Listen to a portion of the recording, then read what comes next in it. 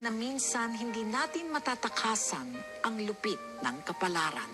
Ang veteran actress na si Dimples Romana ang gaganap bilang ina ni Bobet at ang actor at basketball player naman na si Donnie Pangilinan ang gaganap bilang si Rene Butterbonia. Ito ang napupusuan at napag-usapan ng karamihan kung sakaling lalabas na sa telebisyon o sa MMK episode. Suportado naman ito ng milyong-milyong fans at mga netizens at ayon sa kanila ay kaabang-abang ang MMK episode na ito. Bagamat wala pa namang official confirmation ukol dito, usap-usapan na ito ngayon sa lahat ng social media platforms. Sa napakakaabang-abang na episode ng MMK o maalaala mo kaya na ito, si Donnie Pangilinan talaga ang napupusuan ng mga fans bilang si Bobet o si Rene Butterbonia. Samantala, ang napupusuan naman ng mga netizens na magbibigay buhay sa karakter ng ina ni Rene ay walang iba kundi si Dimples Romana. Si Dimples Romana ay napakatinding artista dahil napakahusay niyang umacting sa iba't ibang teleserye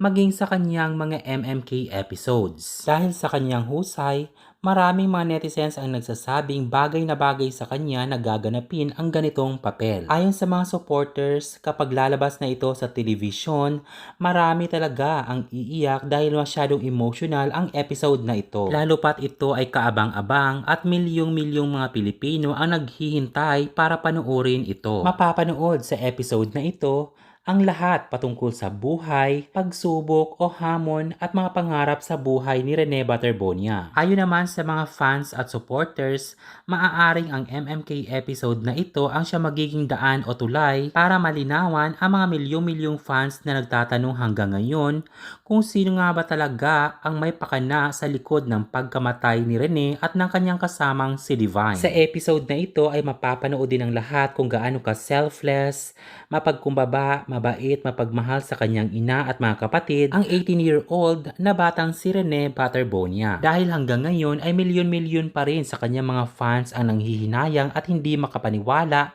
sa kanyang napakaagang pagkamatay. Maraming mga netizens naman ang nagsasabi na ang kwento ng buhay ni Rene ay sumasalamin sa napakaraming Pilipino. Mga taong dumaan sa kahirapan, kabiguan at iba't ibang pagsubok, ngunit hindi talaga sila sumuko sa kanilang mga pangarap. Sa ngayon ay hinihintay pa rin ang magiging official announcement ng production hinggil sa mga magiging official cast ng episode ng MMK na ito. Ang kwento ni Rene sa episode na ito ay napakamakabuluhan at mapupulutan ng inspirasyon. Agree ka ba na si Donnie at Dimples ang gaganap sa kaabang-abang na episode na ito? At sa palagay mo, sino pa ang iba pang mga artista na posibleng gaganap sa iba pang mga karakter?